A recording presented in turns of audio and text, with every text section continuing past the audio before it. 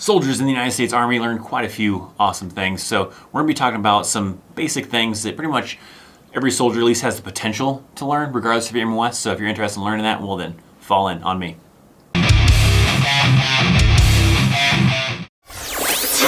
What's up, my friends? Welcome to an all new video.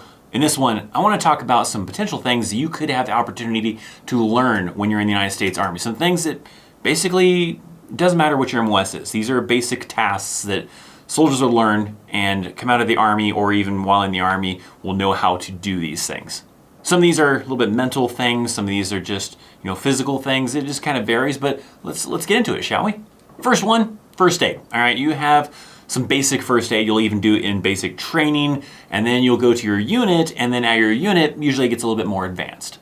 Basic is just the basics, right? You have 10 weeks to cram a bunch of stuff into it, and you'll just learn some of the real basic stuff. But it's usually when you get to your unit that you start learning more things. And that's pretty much the case with a lot of things in the Army. Usually you have the basics in basic training. That's why it's just basic training, your initial training. And then when you get to your unit, that's when it starts getting a little bit more in depth with topics and getting more in depth with the training. A common thing, I think I've even mentioned this in a previous video, but a common thing that you'll do at your unit is the Combat Lifesaver course. This is a course, I think it's actually like a week long. I think in my video I talked about it being only a couple of days, but I think it's actually a week long. But you have this week long course taught by the medics and everything. They teach you some basic things: how to apply a tourniquet, how to apply a field dressing, how to even potentially give a IV. I think I've heard from a couple people that they didn't really necessarily do the IV thing, but then I've heard from some people that they did do it, so it may depend on who's giving the training, what supplies they have, and all that kind of stuff. But that was always like the weird sketchy one, was like giving an IV. I didn't mind necessarily receiving an IV, but I didn't like having to like poke someone with a needle and trying to give them an IV. I've done that training multiple times, and there's soldiers that usually will keep up to date with it. There's some units that are really strict with it, where they'll be like, we want everybody, or 50% or whatever the case is of the unit, to have at least done Combat Lifesaver course and then maintain that. And that's usually something that needs to be done to maintain it every 6 months. So that's a great skill that you'll learn. You have the chance of learning some basic first aid. You're not a doctor or anything like that, but you have the basics, and that's important for soldiers, right? You're in a combat environment, your battle buddy gets shot, you need to know how to treat that individual to save their life. At some point in time, hopefully a medic comes and takes over, but you need to know the basics, that way you can keep that person alive until a trained professional can take over and do whatever they gotta do from there. When I got out of basic training and I went home, I remember my friends thinking that I was gonna be some badass dude that could like kick everybody's ass or something like that. Sometimes people think that, just because you went through basic training and everything like that, you're some kind of ninja or all this kung fu or whatever like that. That's not really the case. You will learn some combatives though. You will learn some basic self-defense things that are pretty cool, and you can probably, advance on those later in your Army career. In basic training, you'll do some really basic combatives. I think they only spend maybe like a day, half a day, not very long on it. But you learn some basic things while you're in basic training, and then from there, you can kind of grow on that. I actually have done a video on my channel that talk about combatives, so if you search my channel and search on my channel actually for like combatives training or something like that, maybe there's a card that popped up, but you can kind of see how the different levels of combatives work. Essentially, what that is like jiu-jitsu. It's Gracie jiu-jitsu that it's based off of, so you learn some basic jiu-jitsu depending on what level you go through. If you go through level 1, that's just basics, but then as you go through the different levels, 2, 3, and everything like that, then that's when it starts getting a little bit more advanced, and you start to become kind of like an amateur MMA fighter kind of a thing, depending on how seriously you take it and how much training you do. I've known some people that have used their combatives training to kind of bring that over into actually doing MMA. They actually even have, like in the Army, they'll do combatives tournaments, which is essentially like amateur MMA. Usually wearing like headgear and everything because you want to protect, their investment of the soldier and everything like that. So a lot of times they have headgear on and everything, keep a little bit of safety, maybe even some shin guards and stuff too. But essentially doing MMA just as a more protective way so that hopefully you don't have any serious injuries and people aren't getting like knocked out cold like you might have like in the UFC or something. But that is something you can learn in the Army. You just simply ask, your leadership. You're just like, hey, I want to do combatives, and they can probably put you in a combatives course. It's not as extreme as like, I want to go to airborne school, or I want to go to ranger school. Now the unit has to find funds to send you. Usually they have places on post, different instructors, different, people that can do level 1, level 2, whatever certification, and that doesn't cost the unit any money. It's just another soldier that's doing the training. So it's not the same as having to send them to another state or whatever to do like airborne school, ranger school, or whatever. You can probably just do it on your installation. You just gotta let your leadership know. Hopefully they look into it and find out who is offering the Combatives course on post, and you can do the Combatives course and get, level 1, level 2, level 3 certified. Actually, level, I think, 2 and 3. Oh, no, you can do level 2 on post, but level 3, you're going to have to go to like Fort Benning, I believe is what it was, that you have to go to. So that might get a little bit more complicated, but level 1 and 2, you can probably do on your installation without the unit having to spend any money. Another thing you're going to learn is how to use a firearm. Probably pretty basic stuff, but more than just, your dad taking you out into the backyard and letting you shoot at some bottles and some cans. There's a lot more extensive than just that. I mean, we're talking you'll learn how to take apart these weapons and put them back together, because anytime you take that weapon out of the arms room, which is where they store all the weapons and everything, you take that weapon out of the arms room to go do training, to go do the range, or whatever the case is, you have to take that thing apart and clean it like crazy before you turn it back in. Even if you barely even use the thing, they don't care. You're gonna probably spend a little bit of time cleaning that weapon, and then it gets inspected, and someone, looks over it, make sure that it's been cleaned and there's no residue from, firing off some rounds or whatever. And then, if it's clean enough, then they'll take it back into the arms room.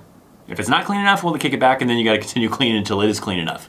But those are skills you learn, right? How to disassemble that weapon, how to reassemble that weapon, how to properly fire that weapon, plus multiple other weapons, right? You'll have your basic, probably M4 as the most common one, unless you're in certain other MOSs that maybe use the sidearm, the 9mm, or whatever the case is.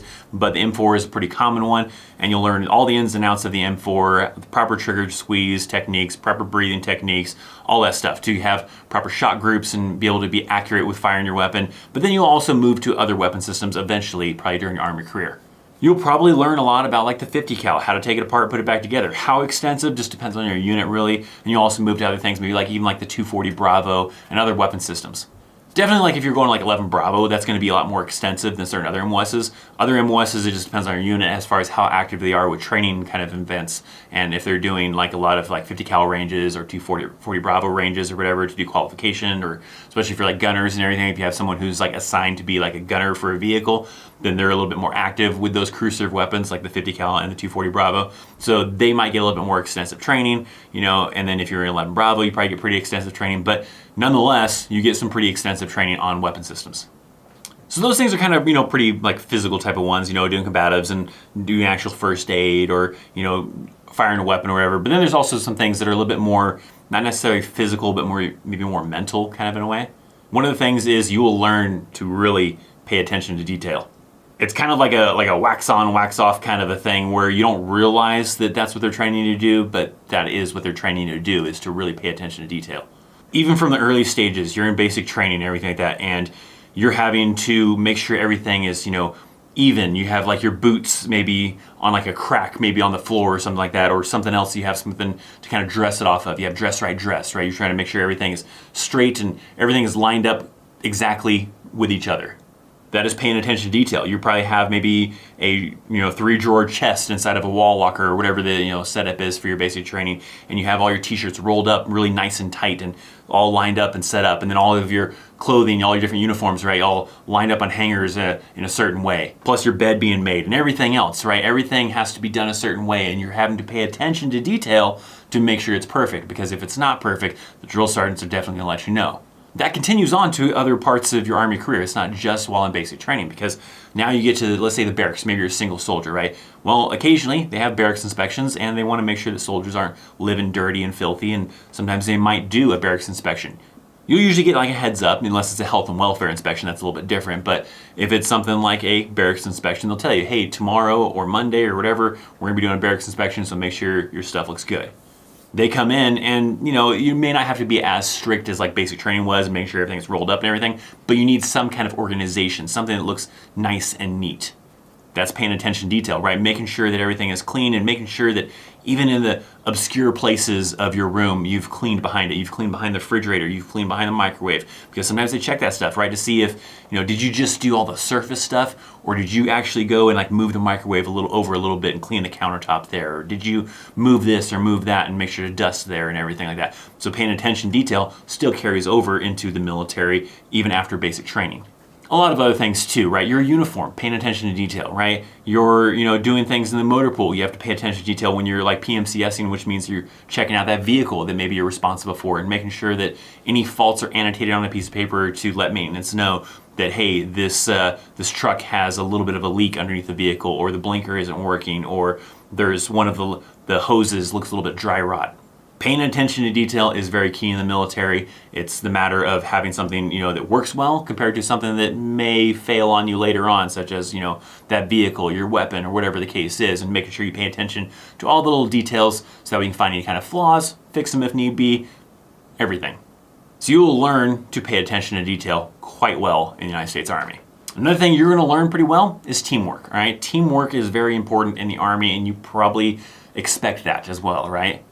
But you probably don't expect it to the level that it actually is. I mean, yes, you know that, okay, we gotta work together to accomplish this task. We gotta work together to accomplish this mission, but it goes much more beyond that. Teamwork, you can't basically go and be a great individual without having to also try to help out your other soldiers to help them succeed as well. Because if you are just focusing on you're like, I'm just gonna focus on me, I'm gonna be an amazing soldier, I'm gonna do my best that I can, I'm gonna do this, I'm gonna get accomplished and everything like that. Well, if the rest of the soldiers in your platoon are, maybe behind because they don't know how to do it, or maybe they're slacking off, or whatever the case is, it's not like you finished your job and you're like, all right, yeah, go ahead and take off, man. The rest of these people are gonna continue finishing what they got going on. No, you're a team. So if they haven't finished their mission and you have, well, then you need to help them finish their mission. That could be something as simple as maybe, you're doing maintenance on vehicles, have a task of like reorganizing a connex, whatever the case is, right? You're a team and you have to accomplish it as a team. So it's not like a hurry up, if I get my job done, I get the hell out of here faster. No, it's as a team, you get it done, maybe you get out of there faster. And that even goes for a lot more than just that. I mean, let's think of it as like platoon runs, right? You're on a platoon run. If you busted your ass to make sure you're in amazing shape and you can keep up with these platoon runs, but other soldiers in that platoon didn't put as much effort as you did, then they're probably gonna fall behind in that formation in that platoon run. When that happens, that possibly means, all right, we're gonna circle it around, pick up those stragglers. So you're gonna run a little bit extra because now we gotta go back for those stragglers, try to motivate them, try to keep them in the formation so that we can stay together as a platoon. So teamwork even during physical fitness, right? You are a team during physical fitness, and just because you're in amazing shape doesn't mean that you get it easier than everybody else. You still have to try to motivate the others. You have to try to stay together as a team.